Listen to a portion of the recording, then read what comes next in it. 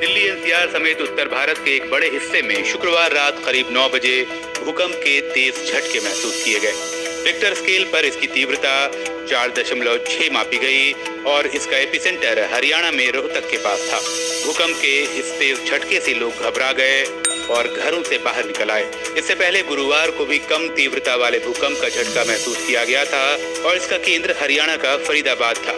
बीते एक महीने में दिल्ली एनसीआर और उसके आसपास के इलाकों में करीब आधा दर्जन भूकंप महसूस किए गए हैं। 15 मई को दिल्ली में भूकंप के झटके महसूस किए गए थे।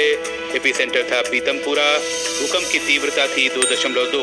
10 मई को 3.4 तीव्रता वाला भूकंप आया था। 13 अप्रैल को 3.5 तीव्रता वाले भूकंप ने दस्तक दी थी, जबकि 14 अप्रैल को आए भूकंप की तीव्रता रिक्टर स्केल पर 2.7 मापी गई थी। आपको बता दें कि भूकंप के लिहाज से दिल्ली एनसीआर संवेदनशील की श्रेणी में आता है।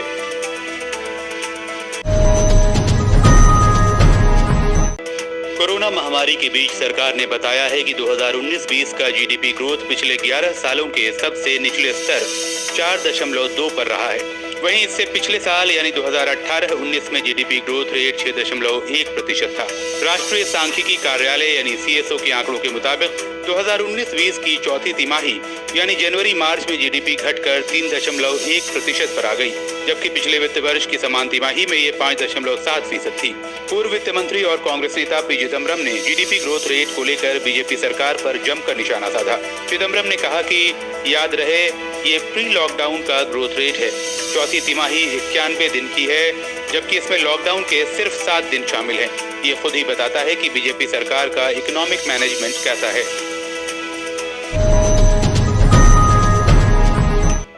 पश्चिम बंगाल की मुख्यमंत्री ममता बनर्जी ने शुक्रवार को राज्य में दी जाने वाली रियायतों की घोषणा की।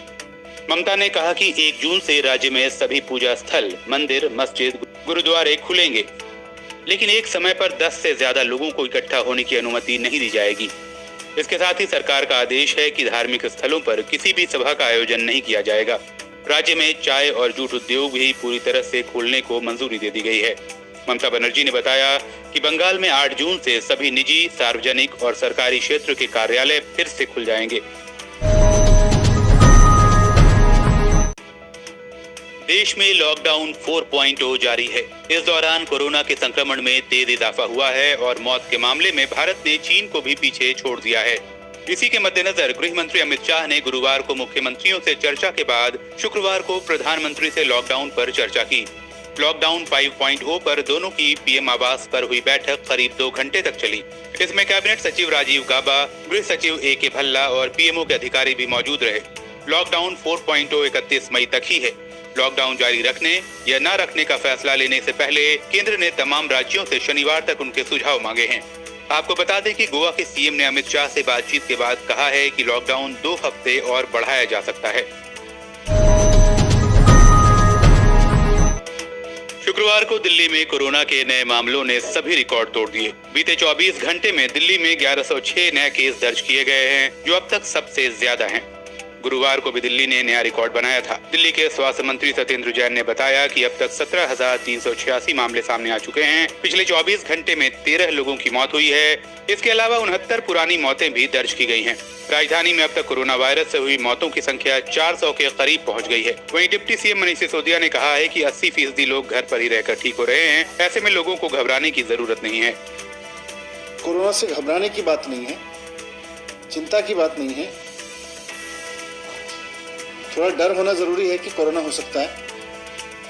थोड़ा सेफ रखना अपने आप को जरूरी है कोरोना से बचाने के लिए, लेकिन इस तरह से मतलब किसी भी तरह के पैनिक में आने की जरूरत नहीं है। श्रमिक स्पेशल ट्रेनों में बदइंतजामी के आरोपों के बीच रेलवे ने सफाई दी है। खुद रेलवे बोर्ड के चेयरमैन विनोद कुमार यादव इसके लिए सामने आए। उन्होंने बताया कि रेलवे ने मई महीने में 3,840 ट्रेनें चलाई हैं, जिनमें से सिर्फ 4 ट्रेनों ने निर्धारित स्टेशन पर पहुंचने में 72 घंटे का समय लिया।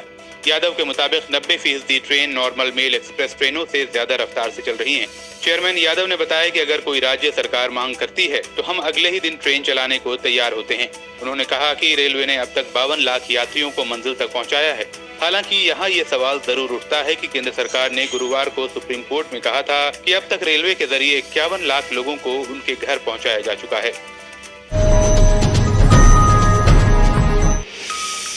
भारत चीन सीमा पर फिलहाल स्थिति नियंत्रण में है, लेकिन चीन की चालबाजी की खबरें लगातार सामने आ रही हैं। ताजा जानकारी चीनी सेना के आनन फानन में LAC पर तैनाती से जुड़ी है। दोनों देशों के बीच चली आ रही तनातनी के बीच कुछ सैटेलाइट तस्वीरों ने साफ कर दिया है कि चीन इस बार भारत से युद्ध की तैयारी में जुटा है। खबर है कि सीमा पर भारत से तनाव शुरू होने से पहले चीन की PLA सेना तिब्बत में एक बड़ा युद्धाभ्यास कर रही थी। इस एक्सरसाइज के लिए सैनिकों को तिब्बत में जुटाया गया था और फिर इन्हीं सैनिकों को LAC पर रवाना कर दिया गया। सैटेलाइट तस्वीरों में साफ हुआ है कि चीन बॉर्डर पर सेना की तैनाती और मजबूत कर रहा है। इस इलाके में काफी संख्या में सुरक्षा बल, हेलीपैड, तोपें, power plant unit, PLA camp और बड़े ट्रक्स देखे गए हैं। छत्तीसगढ़ के पूर्व और पहले मुख्यमंत्री अजीत जोगी का शुक्रवार को निधन हो गया है। 74 साल की उम्र में उन्होंने अंतिम सांस ली। अजीत जोगी को दिल का दौरा पड़ने के बाद अस्पताल में भर्ती कराया गया था। वो 20 दिन से रायपुर के श्री नारायण अस्पताल में ही भर्ती थे। उनके निधन की जानकारी उनके बेटे अमित जोगी ने ट्वीट कर दी। उन्होंने लिखा कि 20 वर्षीय युवा छत्तीसगढ़ राज्य के सिर से आज उसके पिता का साया उठ गया। नौकरशाह से राजनेता बने अजीत जोगी छत्तीसगढ़ के पहले मुख्यमंत्री रहे हैं। मध्य प्रदेश से छत्तीसगढ़ के बंटवारे के बाद वो नवंबर 2000 से नवंबर 2003 तक मुख्यमंत्री रहे। बाद में जोगी ने 2016 में कांग्रेस छोड़ दी थी और अपनी पार्टी जनता कांग्रेस छत्तीसगढ़ जे की स्थापना की थी। राजनीति में आने से पहले वे इंदौर के कलेक्टर थे। उनका अंतिम संस्कार शनिवार को उनकी जन्मभूमि गौरेला में किया जाएगा।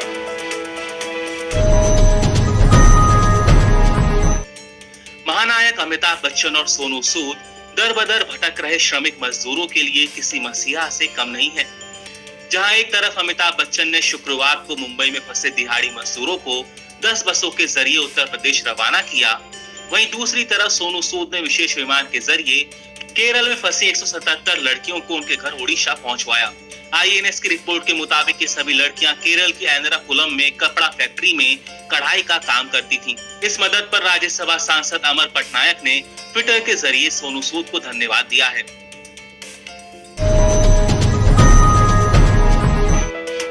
शुक्रवार को देश में कोरोना संक्रमितों की संख्या बढ़कर 1,65,799 पर पहुंच गई।